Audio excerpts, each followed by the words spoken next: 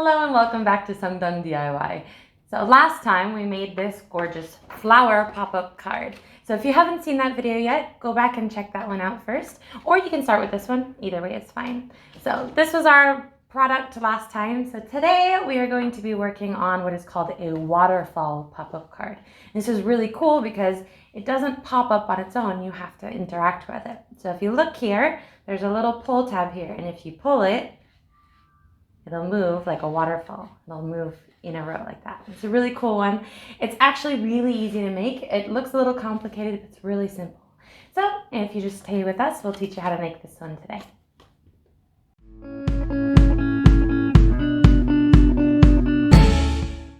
Okay, so for our materials today, what you're gonna need, first of all, a lot of paper. So if you look in front of me, I have a lot of different colors of paper. So what you're gonna need, if you look in my design, I've done what's called a gradient. So this is a red to yellow gradient. You don't have to do this. This is DIY, so you can do whatever you want. But I think this looks really pretty. So on our example card, we've got a red to yellow gradient. And the one I'm gonna make for you today is a purple to light blue gradient. So if you wanna make it with a gradient, I will explain what you're gonna need. So the first thing you're gonna need is your base color. So this on the example is red. The one I'm gonna make is purple. You need 2 A4 papers of that color. So 2 A4 papers of that color. The next thing you're gonna need is, here is orange. You need 1 A4 paper of that color. Then the yellow, 1 A4 paper of yellow. And then the white here, 1 A4 paper of white. So 2 of the red, 1 of the orange, 1 of the yellow, and 1 of the white. And that's all you need for paper. The next thing you need is something to cut your paper with. So you can use your usual scissors or knife, those will work fine. But for this project, because there's a lot of straight line cuts, I recommend, if you have it available, using something like this, which is a paper cutter. And the way it works, you just kind of slice down like this. There's also ones where you can push it across and it'll cut your paper. The reason I recommend it is they've got all these lines here, so you can make sure you cut really strong, straight lines. If you don't have that at home, it's okay. A pair of scissors or a knife will work just fine. The next thing that you're gonna need is a ruler. And the reason you need this ruler is, like I said, you need a lot of very straight lines while you're cutting, but there's also some folds we're gonna be making, and you wanna make sure your folds are as straight as possible. So you need a ruler. Also, my paper cutter comes with this really cool tool. Not everybody's gonna have this. If you have it, it's really awesome. And the way it works is there's all these little grooves here, and I can put a piece of paper on here and use my pencil to mark a line. And when I do that, it will fold the paper just a little bit. And that way it's easier to fold a nice clean line later on. So I'm gonna be using this. If you don't have it, it is okay. You can do it without this. You will also need, as usual, your adhesives. So today I've got my glue and my double-sided tape again. For the adhesives, I will be using a mix of both once again. If you only have one, you can use one for the whole project. That is okay. Great, so that is all of our materials. Let's get started.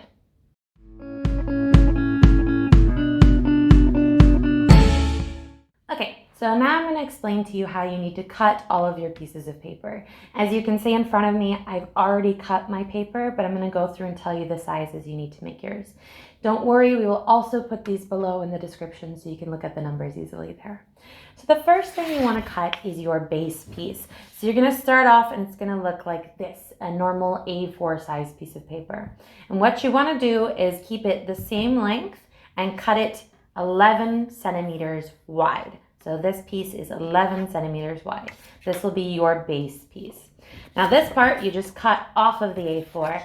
You are going to take this piece and keep it the same width, so same this way to this way, and you are going to cut it to 24 centimeters. So from here to here is 24 centimeters. I'll set that aside. So now you want to cut out all of these square pieces, and these are going to be the parts that move here.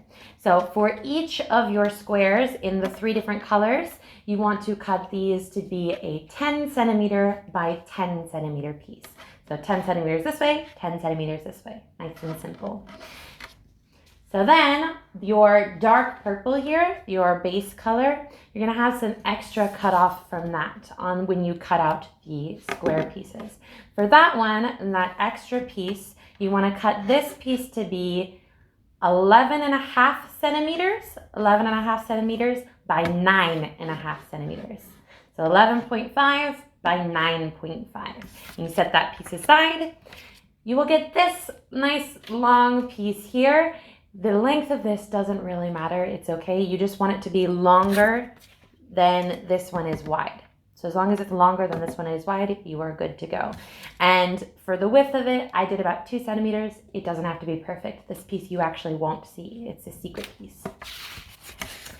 Great, so now you've got all of these squares. The next one you want is your white squares. So these squares are going to be 9 centimeters by 9 centimeters. So 1 centimeter smaller in each direction than the other squares. And the last thing you need, a little tab piece. You can do this in any color you want. I recommend do not do it in the same color as your base piece because later it'll be kind of hard to see. So I chose to do it in this medium blue color. So this one, as long as it is 2 centimeters wide, the length does not matter because we will fix it later. Great, so that is all of our pieces. And next we are going to talk about how to put them all together.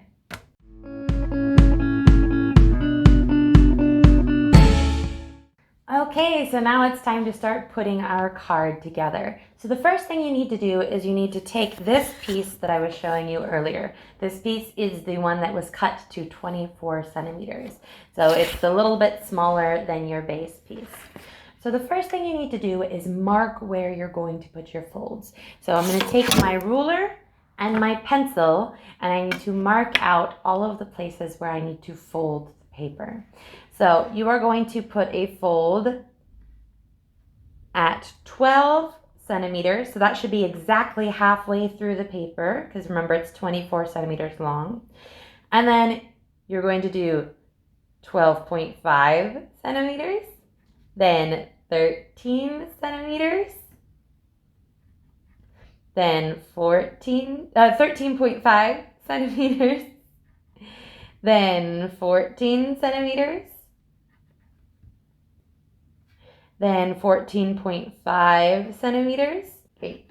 So notice I marked on either side of the ruler.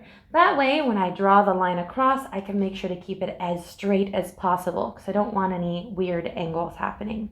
So now I've marked all of those and I'm going to finish off the lines.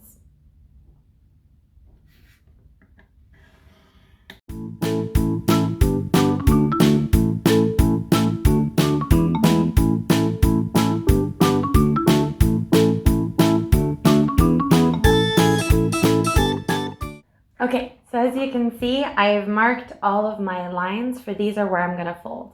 Like I said, you can just use these lines and fold them, but because I have this really cool tool, I'm going to use this to make sure my lines are really, really straight.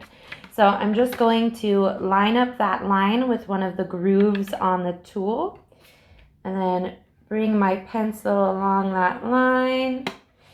And now if you can see, if you look really closely, there's a little fold here. So that way I can fold it really neatly. So I'm gonna go do that with all of the lines really quickly.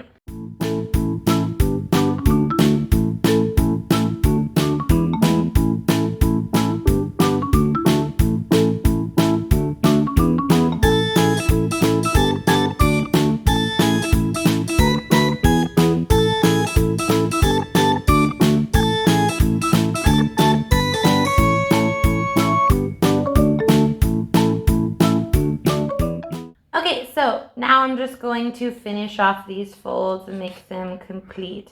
You can put the folds so that the pencil lines are on the inside or on the outside. It doesn't really matter because they will be hidden at the end anyways.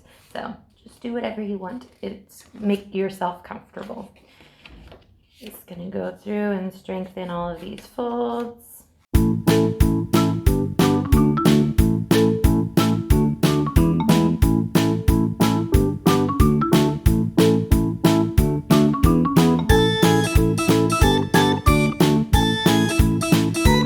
Okay, so now you can see I've got all of my folds and my paper kind of moves really easily. And that's going to be what makes your pieces flap like this later on. So we've got all of that finished. So now what we want to do is we want to take these white pieces and we're going to put them on our squares. So remember I said the squares here are 10 by 10 and the whites are 9 by 9. So there is a 1 centimeter difference in their size. And that way you can just see the pretty color on the outside of the white square when you put it on.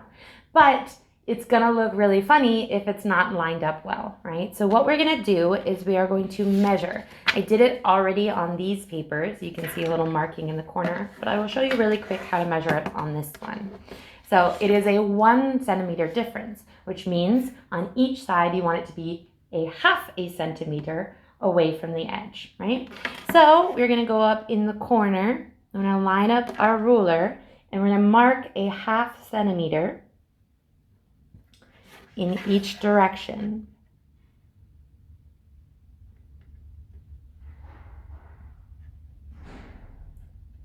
And you just want a tiny little mark like this so that you can put your white paper in the corner. You only need to do 2 corners because if these 2 corners are lined up, these ones will automatically be lined up. So you don't have to worry about that. Just do 2 of the corners.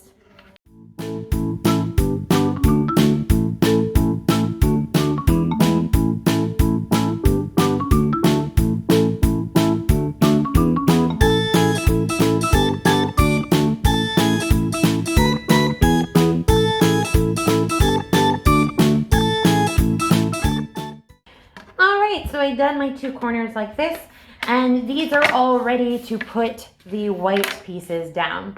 So you can use your glue to glue them, but today I have decided to use some double-sided tape, which I already put on the paper to try to speed up the process a little bit. So I'm just going to take the back off the tape, line them up, and stick them down.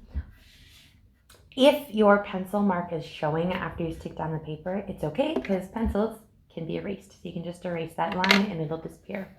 So I'm gonna fast forward through this and show you how to put these all on.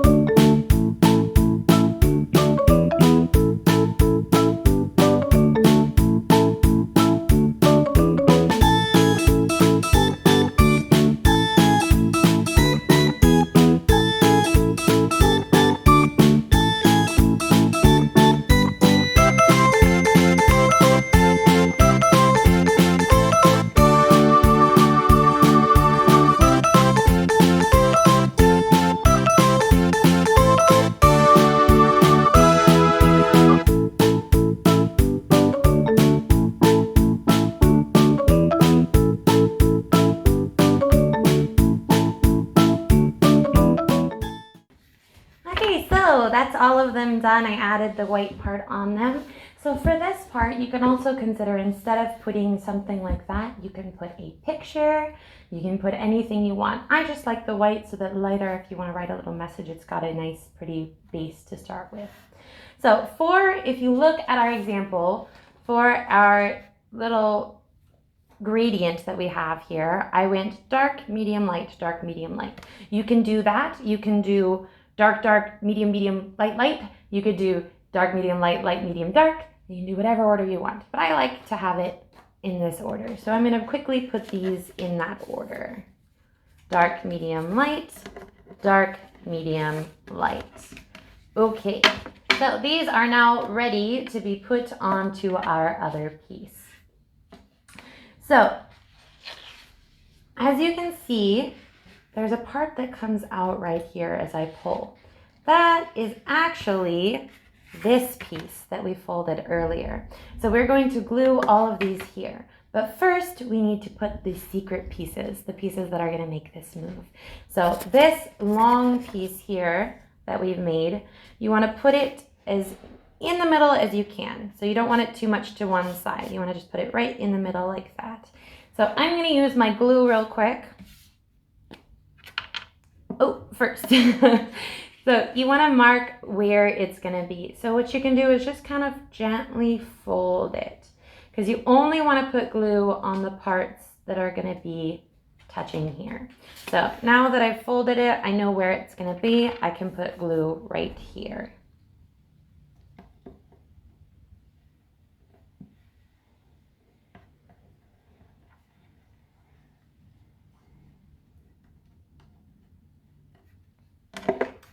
And you're just going to glue that right there. It doesn't have to be any particular place. It doesn't really matter where it goes. I suggest maybe like 2 centimeters up from the bottom, but it doesn't have to be perfect. It's okay. You can just smooth that on, make sure that's stuck really nicely.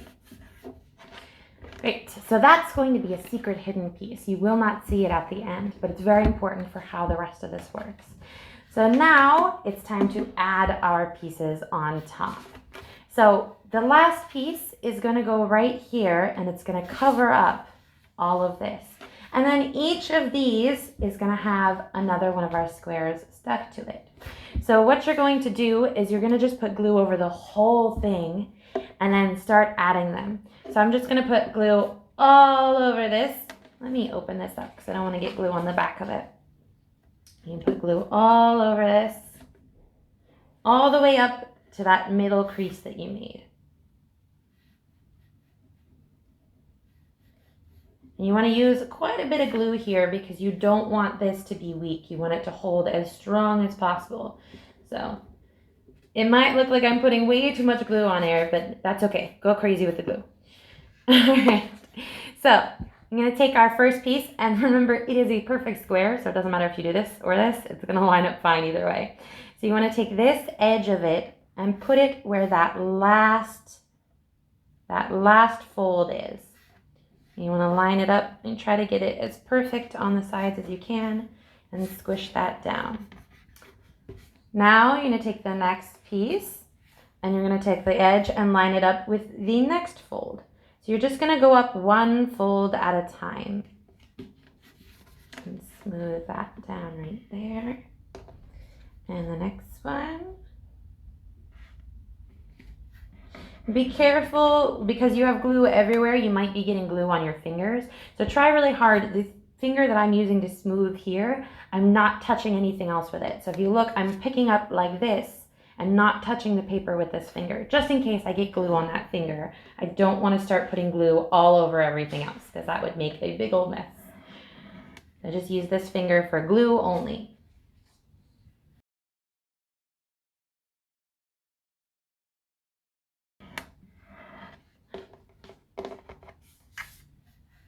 And there we go. So all the way up to that last, fold right there. Great, so there's a lot of glue on here, so it's gonna need a little bit of time to dry. So while this is drying, we're gonna cut for a second and I'll see you in a few seconds.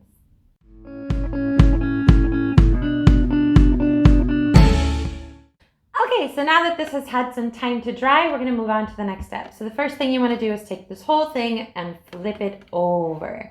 So now we're going to be working on fixing this back piece up. So this piece that I showed you earlier and this piece we're going to be using. So the first thing you want to do is take this one and just fold it in half. So you don't have to do this, you can just cut it shorter, but I think having this folded edge makes it just look a little bit neater at the end. Okay, so you're going to be putting that right here and then putting this piece over the top of it. And the reason you need this piece is this one, you don't want it to be very weak. You want to make it as strong as possible. So by putting a second piece of paper there, you're giving it a little bit more strength. So I'm going to use my double-sided tape for this.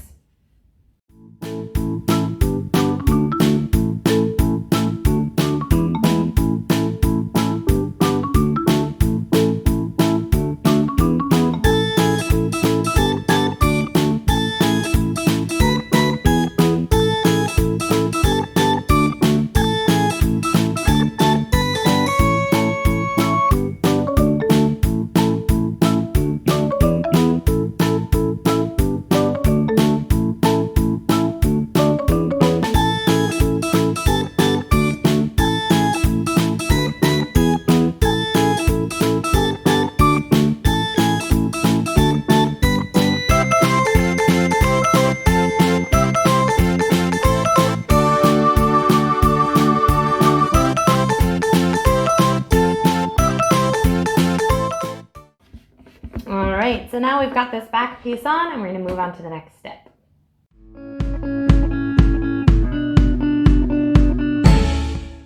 Okay, so now we need to take this piece and add it to this piece to finish off the card. So the first thing you want to do is take this and just fold it in half. Just simply fold it in half. So match up the corners and squish it down in the middle. Match up the corners and squish it down. Okay, great. So now you are going to want to put this piece so that the end of it lines up with the center. But the important thing is you're not just going to glue the whole thing down, because then it won't do the cool movement. The only part you are going to attach is this part right here. So you're going to put your glue or your double-sided tape right here on this part and only attach that part to the final card. So I'm going to use my double-sided tape for this.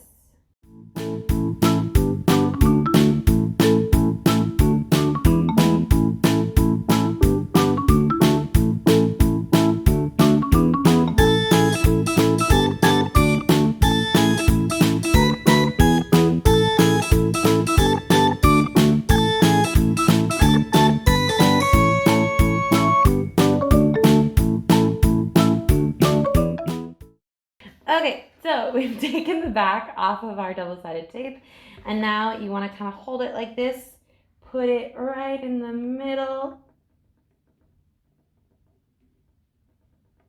and squish it down. Give it a really good squishing. And now, as you can see, if you pull here, it's going to move like that. We have finished our waterfall pop-up card. So, actually pretty simple and easy once you do it the first time. So please give this a try. It makes a really, really cool card. It's very impressive, but it's not that hard to make. So it's really fun to give this to your friends or family because they get very excited when they see it. So we've got our red one and our purple one. Can you give me a hand? If you want to pull that one, I'll pull this one. And we go like this. Ooh, it looks really cool. All right. Great. So that is it for our video today. I hope you enjoyed following along and I hope you made one yourself. If you decided to make it, please send us your pictures so that we can post them on our blog or on our website. So you can send those to our email. Also, if you have any questions or comments, you can post them in the comment section down below and we will get back to you as soon as we can. So thank you very much for joining us today and we'll see you next time for another Seongdong DIY.